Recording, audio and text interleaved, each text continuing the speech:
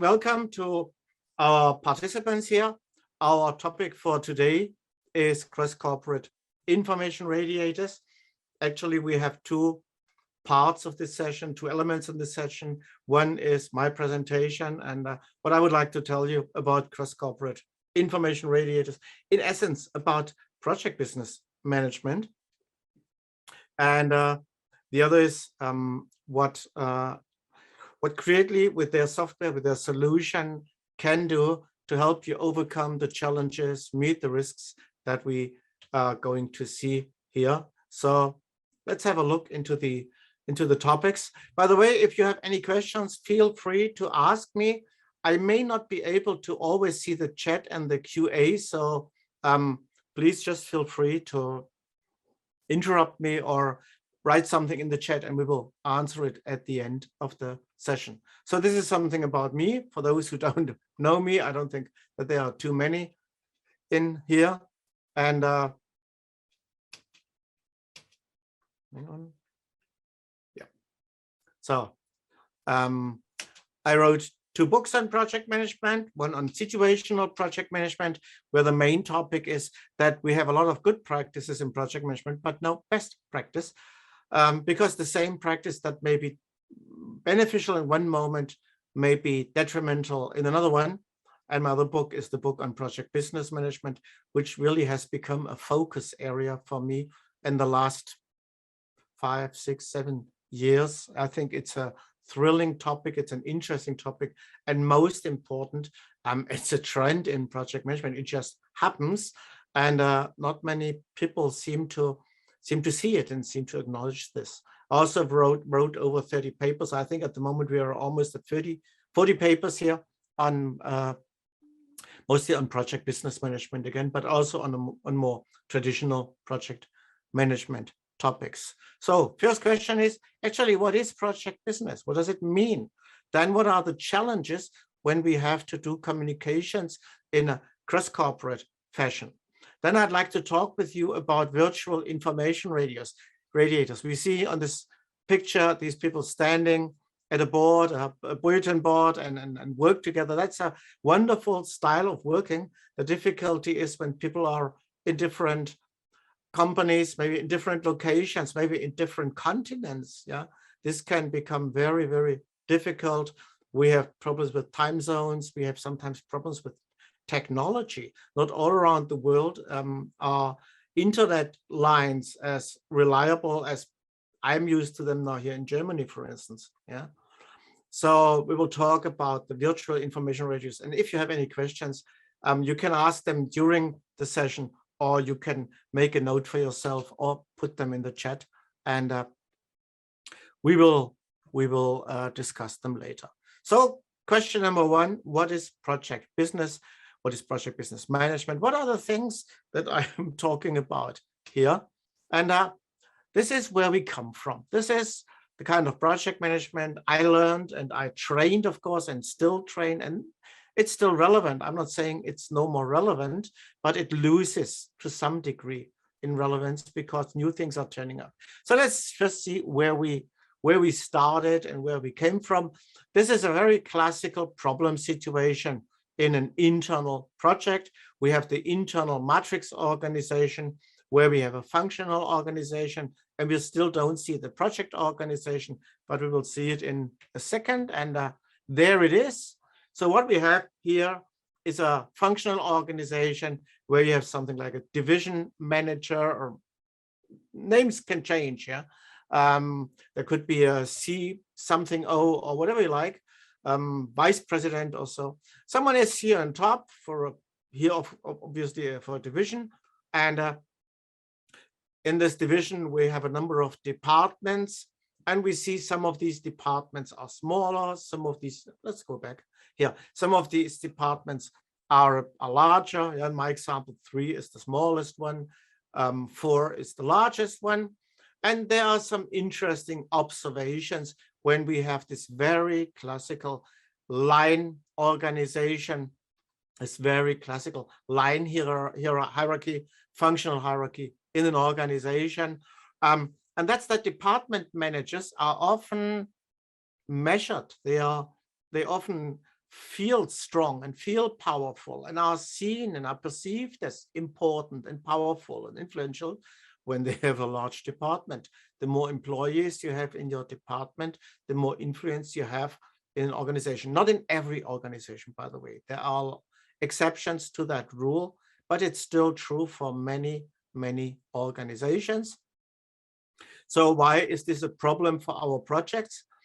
Often in projects, we use the same employees from the departments as project team members. So there is some competition on who will have the employee when, and that's what we see now here. So there is some, it could really be a power struggle from time to time, or at least there is some conflict area. There is some competition between the project managers and the line managers. And this is also a problem for the people involved here. We see different team members here in the project who are at the same time working for the department. So what we have is a situation which we call sometimes servant of two masters. Each of them is a servant of two masters. On one side is the project manager with requirements, with requests. They need attention, they need their time, of course, yeah, their focus and so on. But the department managers need that too. So it's often difficult when a team member is told by a project manager, hey, I need you next week somewhere in the world for some project work. Come to Munich, maybe, yeah, go to Munich and do some project work in Munich. And the department manager says, no, the person stays here. I cannot let this person go. Then we have a problem. And the team members have a problem too, because they have no idea what to do. This is a kind of problem. It's still unresolved in many organizations, but I think this was our biggest topic in project management by the end of the 20th century.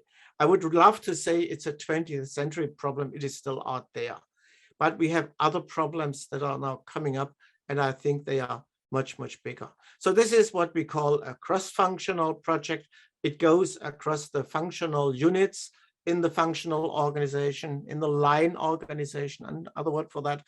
And that's a traditional problem. That's where we come from, and I think it is quite well understood. I found, especially when I'm in big companies and I see people have a problem with that, they are relatively easy to resolve now when you have your techniques for that. One of the challenges there is communications, because the people from the different units, business units, yeah, maybe they are located again in different countries, but they're still inside the same organization. Yeah, so there is a common interest with all of them. We want the organization to do well, and actually there's an opportunity in that. I just go back.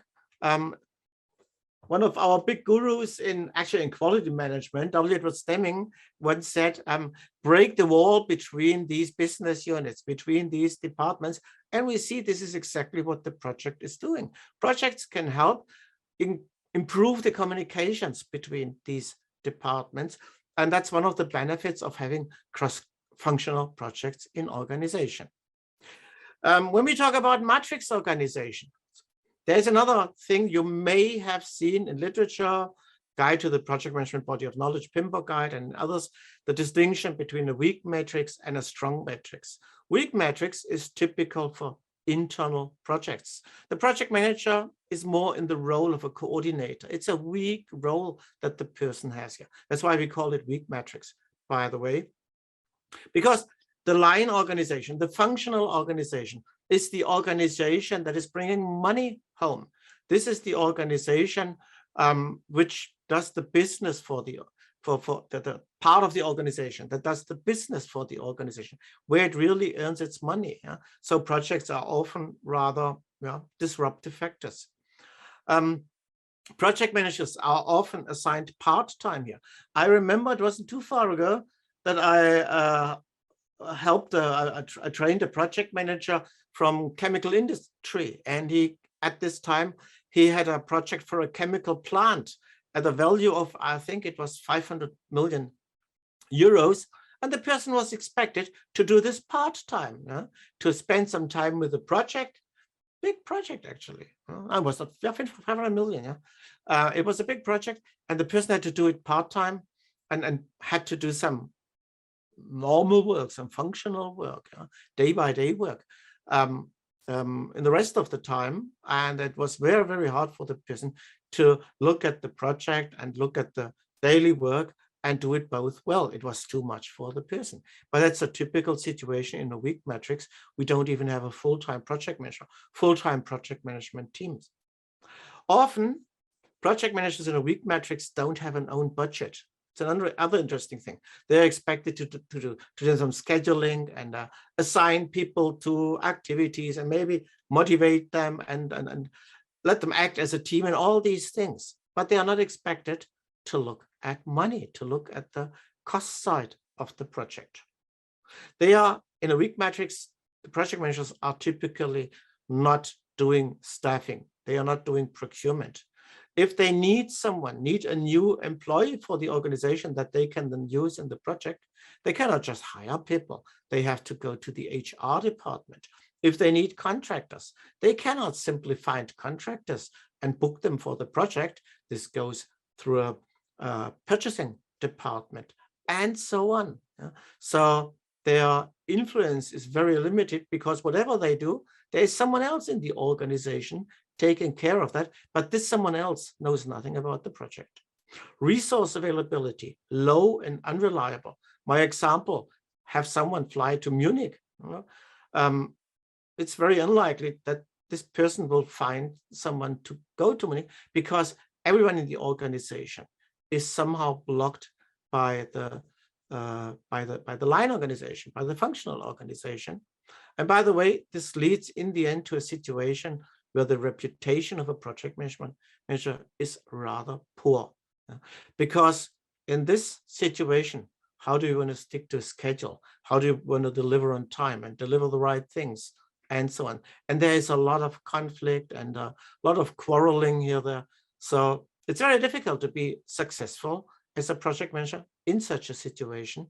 And this damages the reputation of project managers.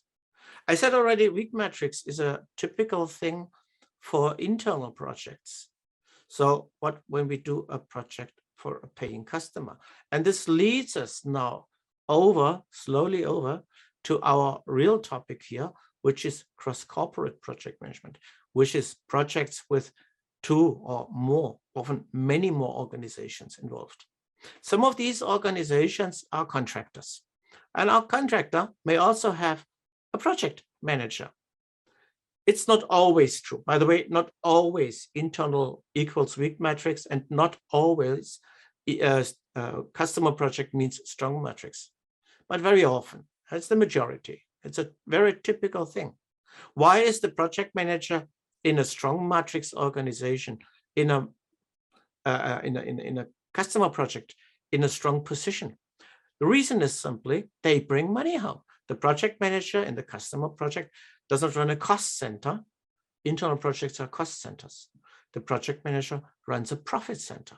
The project manager brings the income for the organization. I know many companies where the income from projects is the only income the organization has. If things go wrong in the projects, the organization will suffer here. So the project manager here is really a project manager. Sometimes I even see that they are called program managers, not because they are running a program. This is to tell the customer, look, dear customer, we will not give you a cheap project manager for this project. You will have a program manager, much better educated, much more expensive, by the way. So we do the best for you to make sure that you have a great project. Often it's not really a program manager. It's just to upgrade, to give the customer the feeling of an upgrade. It may not even be an upgrade. Yeah. Project manager, project management team are typically full-time when it's a customer project. Why that? This is the way we bring money home. If we don't send someone to do some work abroad, we cannot bill that. We cannot invoice that. If we don't do that, we run into a breach of conflict situation. Breach of conflict is something that most organizations and most people don't want to have. There are exceptions to that, by the way. It's, again, not always true. But for the majority of people, contracts are somewhat sacred. They are some of the last documents that are really sacred for people. for the majority, again, not for everyone. Project managers in a customer project have an own budget. To create this budget is a very simple thing, by the way. The customer will pay us $10 million for the project. We want to keep for us maybe 2 million as our margin out of the project, which later leads to a profit, hopefully. So 8 million in my example is the budget, the price to the customer minus what we want to keep with us, what we want to have as a margin from the project. The rest is the budget for the project. It's very simple here. Project managers in customer projects often do their own staffing, their own procurement. There is no other department involved. If they need someone for this customer project, please get this person on board. And if you need contractors, find contractors and tell them what to do for us. We have a budget in a customer project, so it's much, much easier and simpler anyway. We have money for that. Resource availability is high and also reliable. In internal projects, often it's unreliable. Someone promises us people, machinery, rooms, whatever it is, and when we need them, these people change their mind and say, oh, something has happened. I'm sorry, I cannot give it to you. In a strong matrix, it's less likely that this will happen. It's much more reliable because we bring money home. No one wants to stand in the way of those people who bring money home. And this leads to a higher reputation. By the way, there's something in the middle that's called the balanced matrix, where project managers and line managers make decisions together. And again, weak matrix is common for internal projects, and a strong matrix is common for customer projects. And this leads us slowly to our new topic, and this is where we stand today, and this is cross-corporate project business, and managing that is then project business management, of course. Now, in a project, we do not just have one project manager. We have at least two of them, often, not always again. We have one on customer side, and when they have a contractor under contract, could be a supplier of goods, it could be a service provider, often somewhat mixed between those two kinds of functions. There may be a project manager too, who makes sure that the project is done well, that the customer is happy. And by the way, these project managers are managing a profit center. They have to bring money home. Both sides are interesting for us because on both sides, the challenges are changing. On customer side, what is changing is that your job is no more that much bringing a team together and develop people so that they can better work together and trust each other and all those great things we have today, servant leadership and so on. That's not the point for the customer side project manager, the guy here on the left. The point is to make sure that we get that, what we have ordered and what we are prepared to pay for, that the contractors do the right thing. And if you have many contractors, by the way, it's often the interfaces between the contractors where project managers on customer side have to be particularly accurate and look what's happening there. And they have to be diligent there, because what they don't want is that between two contractors, some work remains undone or some work is done twice, or that there are conflicts there. Who is going to do this work? Who has to do the work? If it's not especially paid, or if it's especially paid, it could be the other way around, that they fight who gets the money to do the work here. So on customer side, we have a change. On contractor side, we have a change too. And that's much easier to understand because it means you run a profit center. Your job is to bring money home. I have a survey here on that topic. We did it in September 2021. Actually, we published the information in September. We made it the survey in August 2021. We just had a new survey last month, and I'm just working on the new survey on the publication. You see down there the QR code if you're interested. You can just scan the QR code, or I can give you, of course, the slides here and the hyperlinks work in the slides. You will get them as PDF file, but they're working here. We asked people, what is the trend in make or buy decisions? This is the critical moment in a project, whether this will be an internal project or whether this will turn into project business. When an organization has to make a make or buy decision and chooses to make it by themselves, then this will become an internal project. When an organization makes a decision to buy, then this will become project business.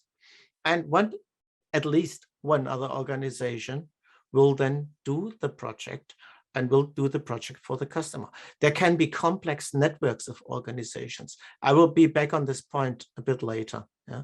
So this is something that is an interesting result. This interesting result is that 2/3 of the people we asked said, that's the blue bars, in the recent past, we observed a trend towards more buying. Yeah? More often, the buy option has been chosen than in the former past. The trend of the past that we saw goes towards more buying. And the red bars here are saying, that's what we expect for the near future. We believe this goes on. And again, it's roughly 2/3 here who said, we believe this will go on into the future. This is a trend that will go on. We see at some places the future is a bit higher. Here, the future is a bit lower. It would be interesting to go into the details here again.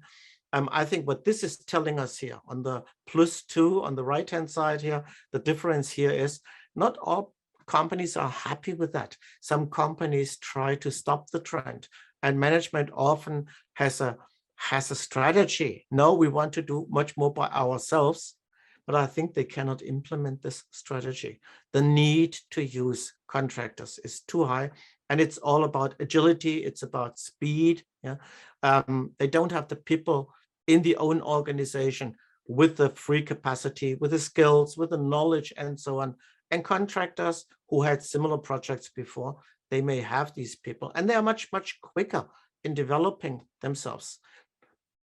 A typical situation is that the contractor is the smaller organization. It's not always true, but it's a very typical situation. And smaller organizations are much more agile than larger organizations, of course. Yeah. I have some more numbers for you. We did a similar study in 2017 to the study that we did last year. And another question was, how much of your work share is done by contractors in your project? And one extreme was we do it all by ourselves. Another one was contractors do all the work. Yeah? It's the turnkey project somehow. You hand it to a contractor and the contractor gives you the final result in the end. And we had in between 3 steps. Contractors do less than 50%, do roughly 50%, and do more than 50%. And the interesting thing is we did this in 2007, and we asked this question again in 2021 in the same survey. This was just another question there. And this is also showing us what the trend is doing here. In 2017, 54.8% said contractors do 50% or more. Now, when we ask the same question again, a bit more than 4 years later, the result was 65.2%. So we see roughly 10% growth in here, 10% points growth in here of work assigned to project managers. We will not get it more accurately than these rough steps. People don't know it that accurately. Most people don't know it that accurately. But I think this is a very interesting piece of information because this confirms what we saw in the previous slide. This confirms that this is really a trend and that more and more people are going towards project business. The customers give more work out of house. Contractors take more work up, pick more work up, and do this more work for contractors. So it's really measurable. It is a measurable trend. And all the numbers that we have, by the way, for all around the world, they all point in the same direction, more project business, a trend from internal projects to customer projects on the contractor side, or to outsourced projects. That's the view of the, that's the view of the customer, and for the contractor it is, we have more customer projects. It's a business case for them. By the way, we have countries that depend very much on project business. Meanwhile, we have quite a number of countries where project business has become a serious and an important and a significant part of their national economy. Then what we see is, it's not just the simple thing, we have a customer, we have a contractor. Sometimes it's that, of course. You see it here on the left-hand side, we have a buyer. As soon as you have a contract, the buyer turns into a customer. We have a seller, and as soon as there's a contract, the seller becomes the contractor. Contract, in our understanding, begins with the contract and ends when the contract has been finished and the work has been finished and both parties agree, okay, this thing is over, our contractual relationship, at least for this specific project or for this specific piece of work in a project, is over. Often we see situations more like the one on the right-hand side, and this is still simple. I saw far more complex situations in reality over several tiers.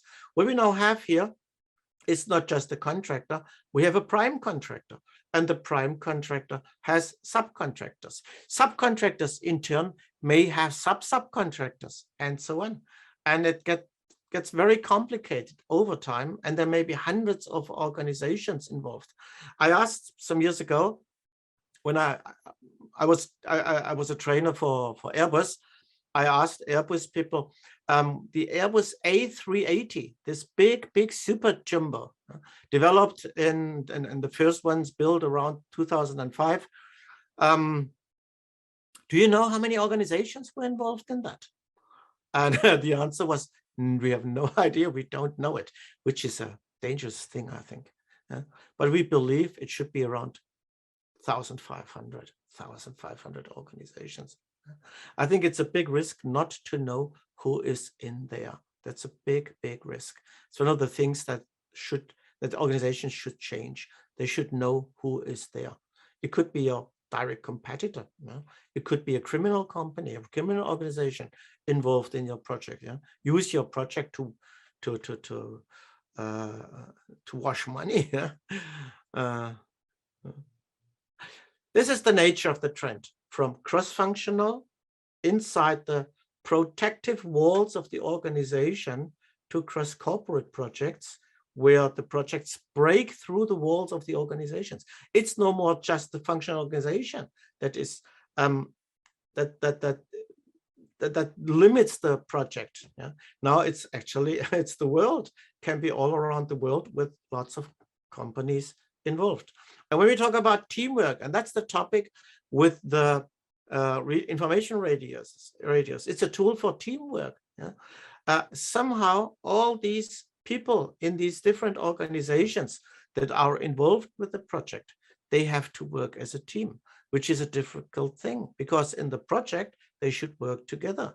But outside the project, they belong to different organizations with different rules and processes, and privacy may play a role, and secrecy may play a role, and different laws and so on. So it's getting very complicated here.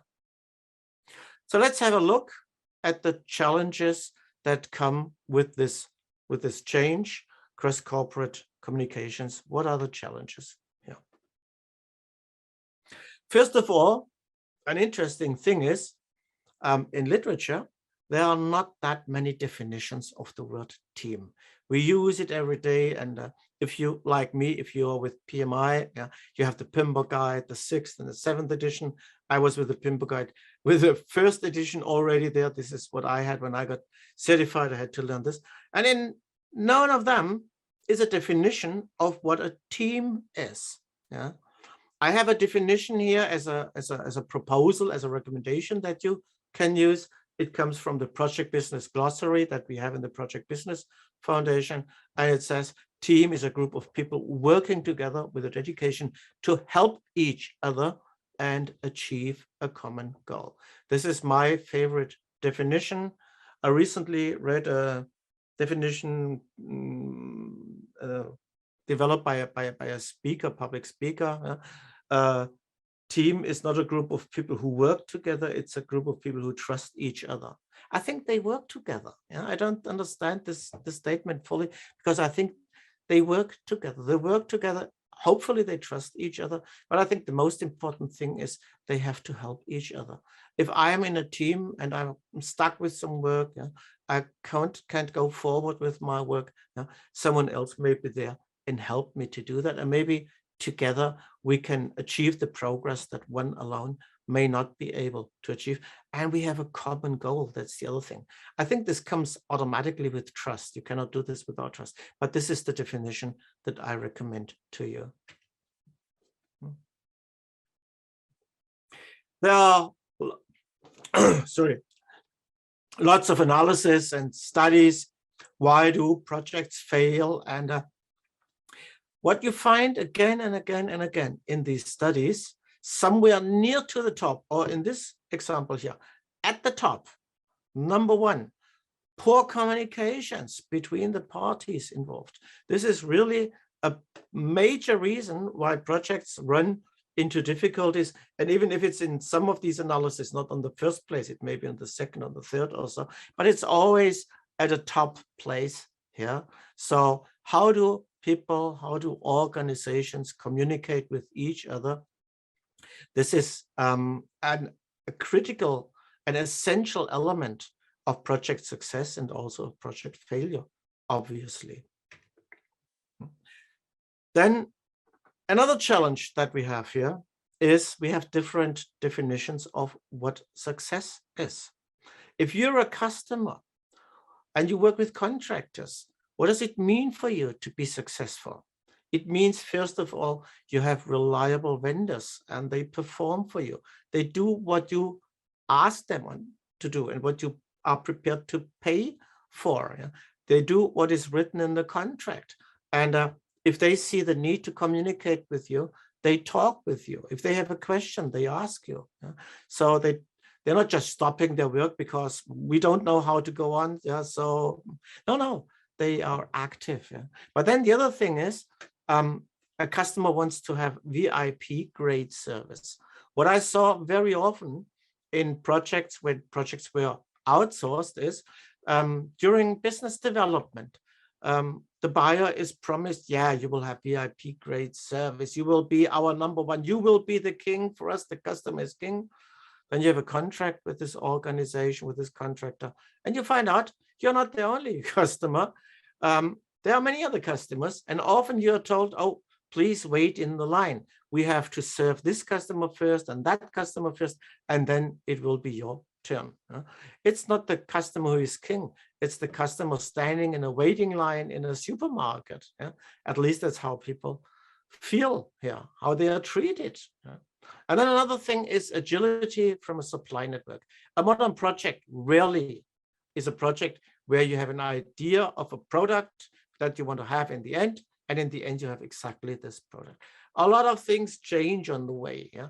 One reason is that the environments of the project is changing. Another thing is, as soon as people see what you develop, what you're doing as a contractor for the customer, as soon as people see that, they have new ideas and they have new requirements, and they tell you, hey, this is great. Could I have something else, please? Or they tell you, this is not how we can use it and how we want it. You have to change some things here because this is not usable for us. And then they want their supply network, all those contractors working for them, they want this to develop agility, which is difficult because we work under contract, and contracts are not made to be agile. Contracts, first of all, are made to have a clear goal and then to go together towards this goal. It's not about changing goals. So this agility, but it's important today, and we know it's one of our keywords today in project management. We want more agility. We want this also when we work with contractors.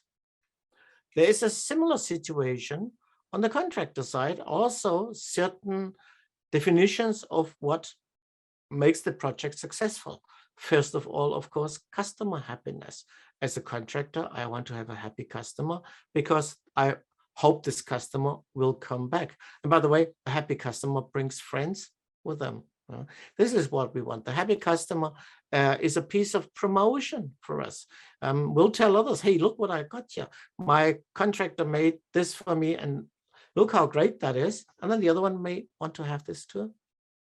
Then, of course, we have to look at profitability. A project does not create profit, by the way. A project creates a margin.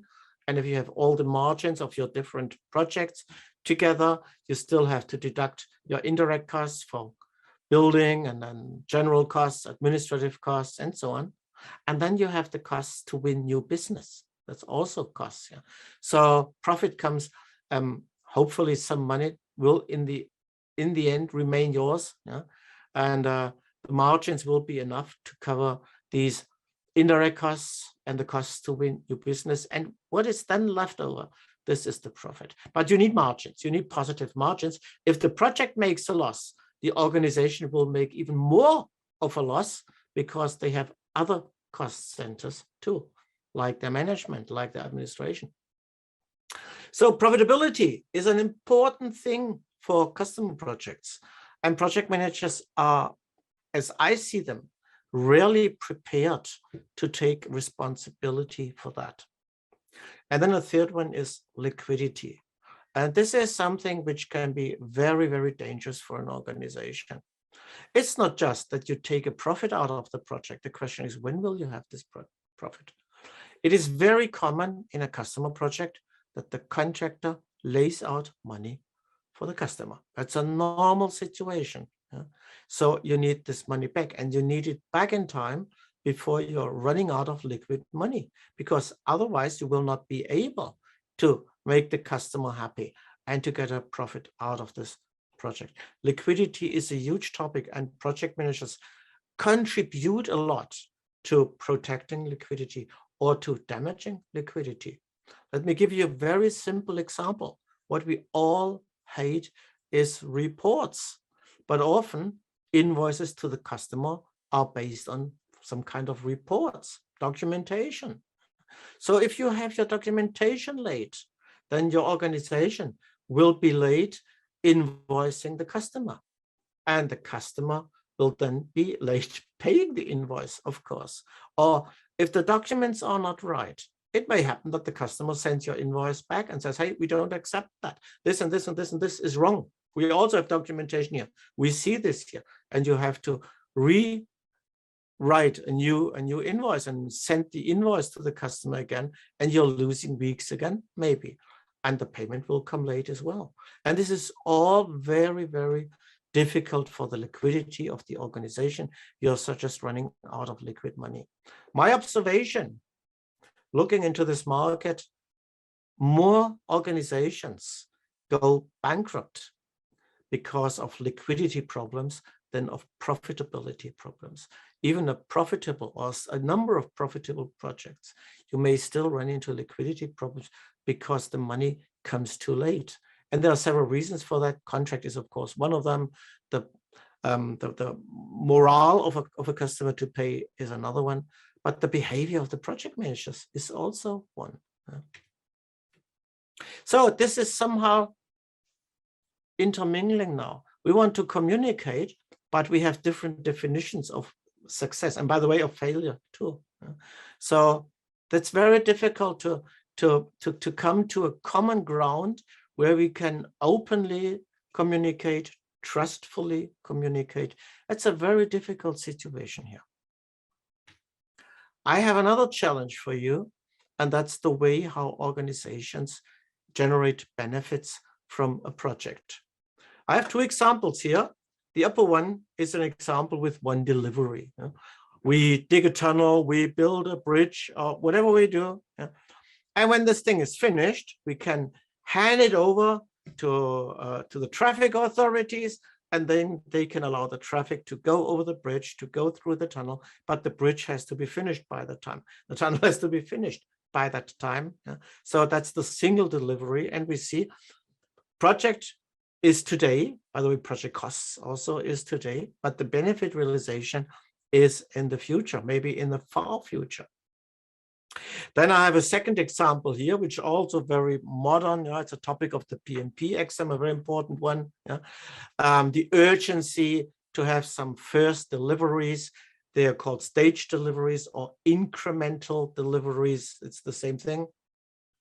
And what we see is benefit realization can begin a bit earlier with the first delivery. Of course, we have some small benefit maybe, but over time with the increments coming in, with the stage deliveries coming in, benefit realization goes up, goes up, goes up. At one point in time, the project is hopefully finished and the final benefit is there. In this life cycle model, we see that the project life cycle and the benefit realization life cycle are overlapping, but the majority of benefit realization is still in the future. It may take us 5 years to build the bridge, and hopefully the bridge will last 30 years, 40 years before it has to be replaced with a new one. What is the view of the contractor? The contractor runs a customer project, and benefit realization, benefit generation begins with the first payment of the customer and ends with the last. So during the project is the time when the contractor can make money, can generate at least monetary benefit out of this project. There may be some service fees or things like that, maintenance after the project, but this is probably small amounts of money compared with the amount of money that we get when we have the project running. I have to say again, this is not always true. There are project situations, project business situations that work differently, but this is the majority of the projects. The first payment by the customer starts benefit realization for the contractor, and the last payment ends it. So a completely different view on the project. And these are still not all challenges. I have one more here, a very difficult one. This is the typical project business life cycle, the most common project business life cycle. You see somewhere in the middle here is the contract, and everything left from the contract is somehow initiating the project, business development happening from both sides. The customer wants to have a contractor and the contractor wants to win the business. Then on the right-hand side of this project contract, what we have, the contractor is now working for the customer. For customer, it may be all they have to do now is contract management. They are not really active in the project. The contractor, the chosen contractor, by the way, the selected one, 2 of them have been rejected. Very hurting, by the way. You spend a lot of time and invested a lot of money in a proposal, in a bid, it's in a quotation, offer, whatever you want to call it, and it leads to nothing. Here it's over. So one of them is remaining, and for them it's now doing the customer project here. There's a problem in this model. I would say a psychological problem. Before we have this contract, the focus is on competing. Everyone is competing with every other one. We see the buyer is competing with the sellers. As a buyer, I want to have the price as low as possible, but I want to get as much as possible for the money that I'm paying. So the buyer has the interest to expand the scope and reduce the cost, the price. And from a seller's point of view, it's the opposite thing. Scope for the seller comes with costs. Let's try to reduce the scope and sell it as expensive as possible. So we have a competition between buyer and seller. And of course, we also have competition between the different sellers. Only one of them will make the business, not 2 or 3 of them, only one of them. So there's a full focus on being competitive.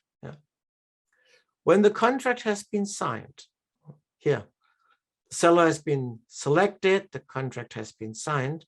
Now we have to immediately change our behavior and focus on completing. It's nice in the English language, completing over competing now, because if we start being competitive during the course of the project will suffer massively. And it could well be with the project, all the parties involved will also suffer. They will make each other's life a hell, and they will destroy the business for the other ones. We have to work together.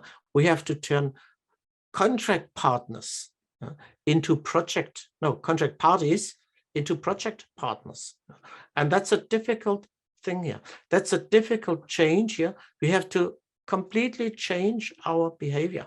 By the way, I like organizations that say, we don't want to have this competition here as well. We think this is also not good. We want to go more strategic here, and we want the contractors to help us do this process as well. And I think that's a very good approach, but it's not the normal approach. It's not the typical approach. It's rather rare here. So that's another thing. So what you see is we have a lot of challenges on communications. By the way, each of these challenges can lead to distrust. Each of these challenges can impact communications. As soon as you have distrust in the organization, people do no more talk freely with each other. They don't speak about problems and troubles and risks and all these things. What they may rather say is, tell you something, this is someone else's problem, someone else's risk. I have nothing to do with that. I keep my mouth shut on that. It's not my business. And that's not how we can do successful projects. We need to follow a joint mission. So virtual information radiators. And this is where our hosts then come into play, because they have something like that. An information radiator, another definition here from the project business glossary, a visual control displaying information in a place where customers, contractors, other stakeholders can see it. It could be just a wall. I think most information radiators today are digital. They are something that we use to spread information to others. They can pick the information up. They don't have to disrupt us. They don't have to ask us. We don't have to have meetings with others. So that's the idea. Yeah. Now our difficulty is when we do project business, we need cross-corporate information radiators. And that's a different situation compared with internal information radiators. Internally, you have something like an intranet, maybe solutions like that. You have some portal solutions inside the organization, but now we need this cross-organization. And my personal opinion is it is a good idea to have it as a third-party place, not inside one of these organizations. But as soon as one of them has that, you have some imbalance in power and influence, and you want them to work together. So it's important that this is somewhat balanced. The other thing is, if something goes wrong in such an information radiator, the party who has it could be the customer, for instance, could be a contractor. The party who has that will have to take responsibility for that. And this again can lead to things like distrust and to other problems. So what we need here is a cross-corporate information radiator, and it could well be one is not enough. We need more than that, because we have not only customer and contractors, we have subgroups in that. Look, for instance, here, I have a prime contractor here and the prime contractor who is two subcontractors. It can well be that they need an information radiator, or at least they need specific access to some content in the information radiator that others may not have, because they have to talk about how jointly to make the customer happy, how jointly to make business out of that, to make the project profitable, to look after things like liquidity again, and how to resolve maybe problems with the customer that you don't want to discuss directly with the customer.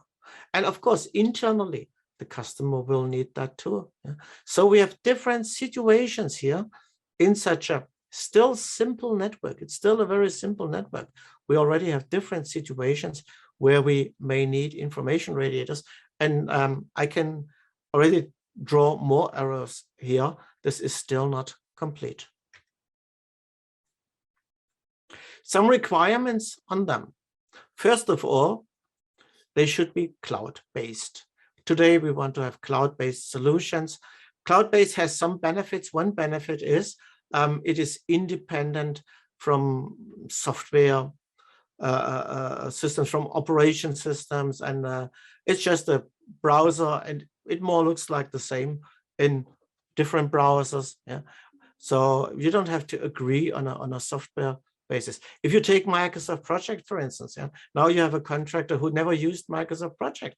They use Primavera, they use Oracle instead, and now either you have to learn Primavera, Oracle Primavera, or the other one has to learn Microsoft Project.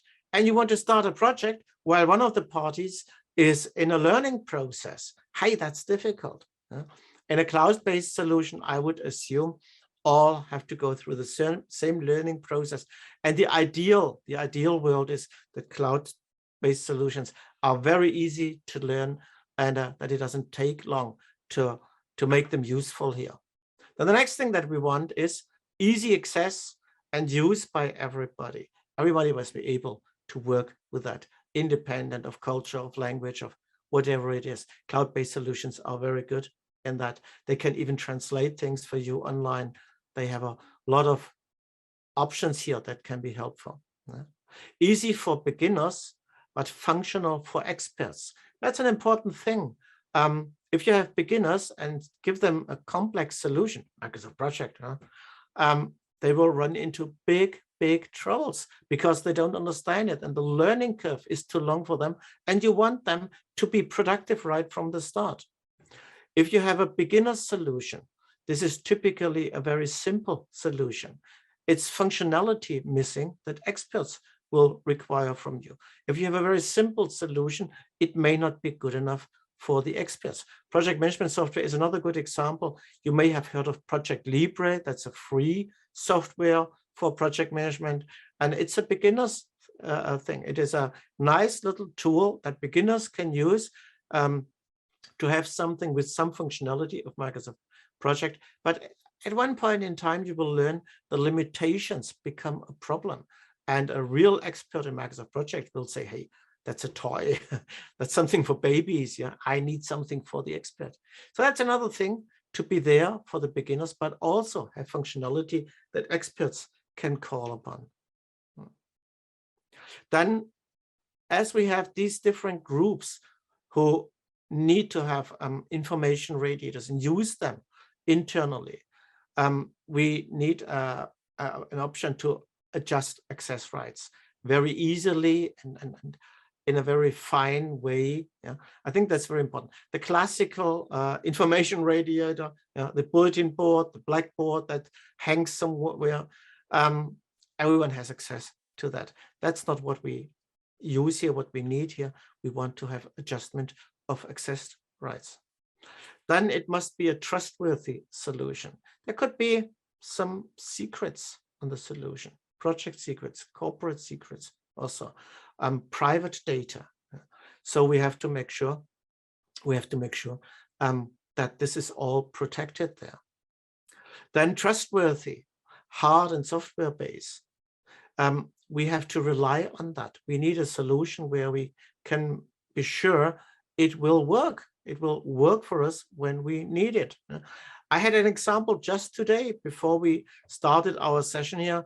I worked on a web-based a report of a study we made, and now I make a web page to a report of the study. And while I did that, my service provider said, "Oh, we are just on maintenance." You're just in the middle of my work. It's switched over to maintenance and stuck there for, I think it was 5 minutes, and then I could go on. Yeah? That's not what we want. That's not what we want. Yeah? Then another thing is we want to have direct connectivity with data providers in the organization, databases or software that delivers data, that has APIs that the information radiator can use to get information out, just to make sure it is up to date, to make sure it's not old information in the information radiator. It's something I see quite often when such tools are used and the information in the tool is old. And another interesting thing is, I think it's a very important thing, it should be fun working with that. If you have some fun, if people have some fun working with it, they will use it. And at one point they will love it. And if they don't have fun to work with it, if it is just a lot of work for simple tasks and tedious and they spend a lot of time there and get frustrated when things don't work, they won't use it anymore. And all your investment and all your great ideas, what you wanted to do, will not work because people will not follow you anymore. So this was my part of this session. I'm happy to answer questions here. By the way, you will get the handout of my slides, of course, and there are some links that you will then be able to use. And one thing that I would like to recommend you to download is the Project Business Study Book. This includes the glossary that I used in here, and you will find it very, very helpful if you are in project business management. Many of the things that we discussed today are addressed in the Project Business Study Book. It's free. You can just download that. So that's a very simple one. And I have a last one here, by the way. And that's how to find me. And I'm happy to answer your questions.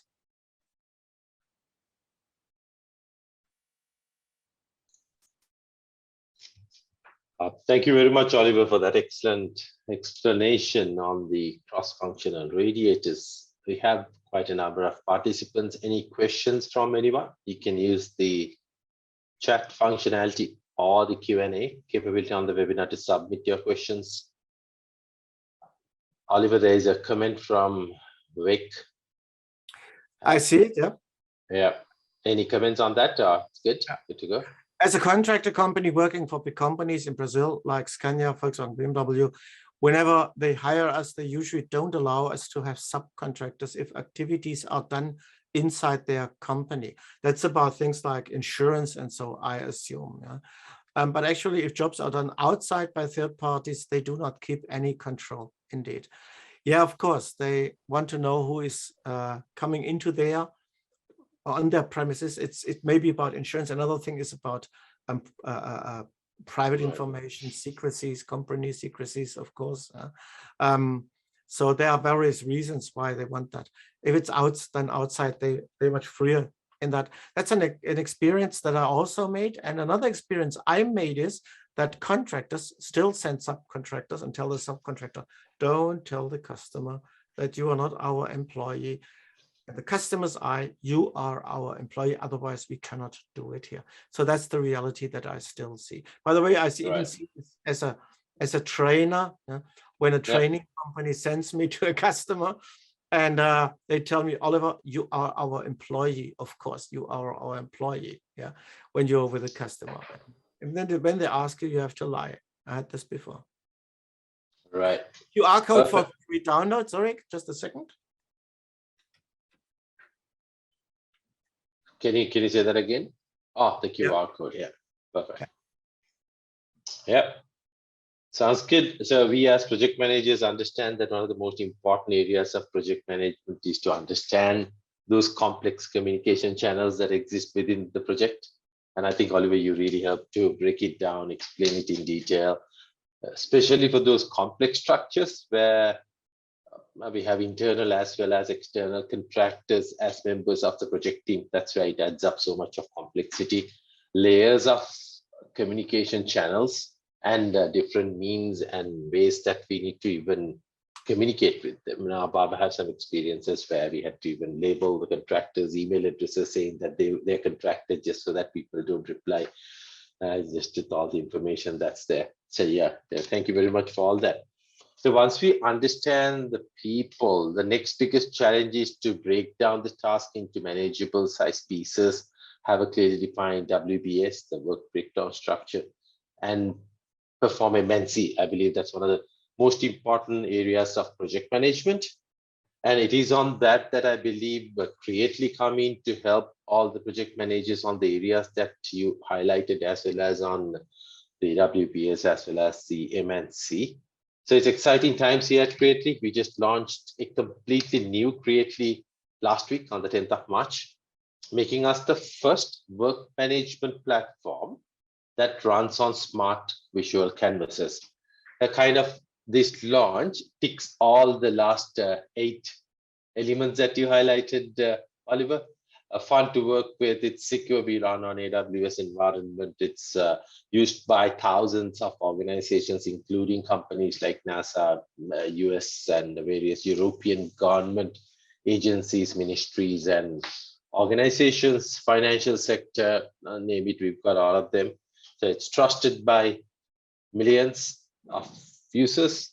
And this means that you can go from the new capabilities that we put in. This means that you can go in from ideation to planning on the canvas, then building the workflow and assigning tasks, track progress, capture all the insights in between, so on and so forth, what you need to do in management and control, monitoring and control of project management. All that can be done within Creately. So we have a very detailed video on how this new Creately can help each of the project managers.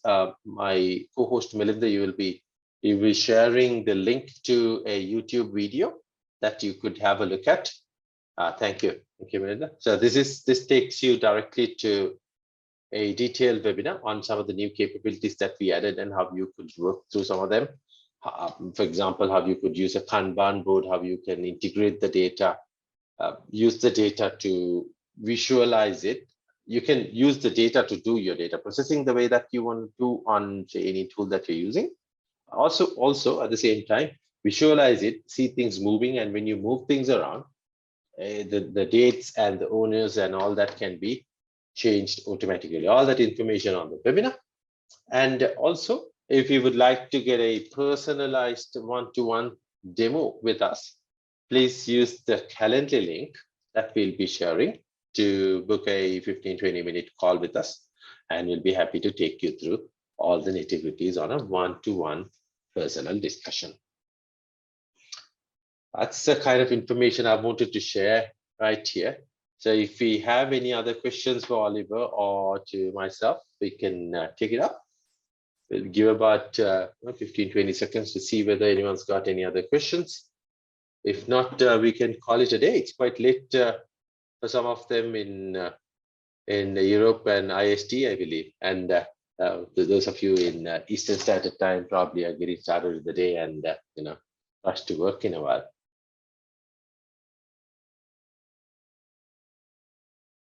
All right, so it looks like there are no questions. So thank you very much, everyone. I will send you the document of the slides, the PDF, right, so that you can distribute it.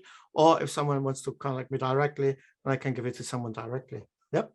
Sounds good. All right. Thank you very much, everyone. If there are no other questions, we will call it a day here. Thanks, and we'll stay in touch. Contact Oliver or myself directly. We'll be happy to help you out. Take care and have a good day. Bye-bye. Bye-bye.